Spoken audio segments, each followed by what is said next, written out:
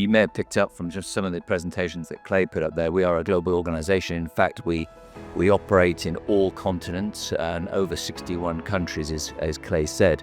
And you may think when we're sitting here talking about the South African risk across the country, why is that relevant to me? And it's an interesting fact, actually, that different parts of the world adopt technology, different types of technology at different times when it comes to transportation safety. So I know that South Africa and actually Australia are real leaders, and LATAM as well, actually are leaders in fatigue management and really focus on that first. That's only just started to move into the US and into Europe. Europe has been very focused on data privacy and management of data and the controls around that, and that's now starting to move into the US. What's important for you is to know that we are getting involved in all of these different types of things around the world. So when it's your time to get involved in a technology or an approach or a process in South Africa, we have probably implemented it somewhere else in the world. So that's really important for you. A lot of that change is driven by some of the large global multinationals that we are involved with.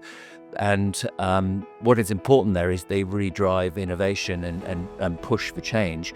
And so that we have that capability being developed that is available to everybody as well. So that's important, because when it comes to safety, it doesn't matter how big an organization, how small an organization is, everybody wants to try and get their drivers home safely. So the technology that we're developing, or maybe some of the process improvements that are coming from maybe some of the more multinationals around the world, are helping everybody in every place.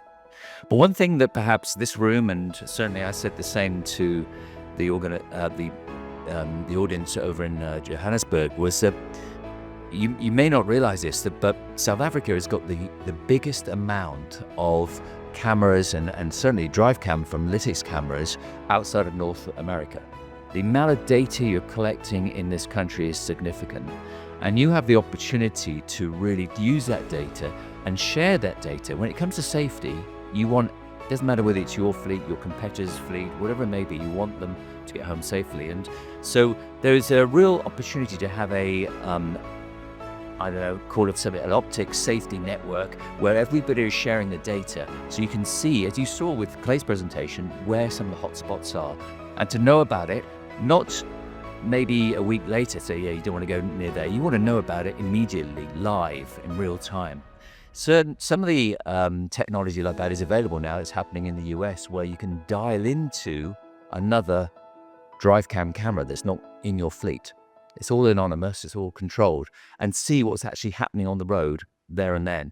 If you know that your trucks are going to be getting there in 3 hours' time and there's been a collision or there's a weather event or something like that, then you want to know about it, and then you divert accordingly. That capability is available. I think there's a great opportunity for South Africa to lead the rest of the operations outside of the US.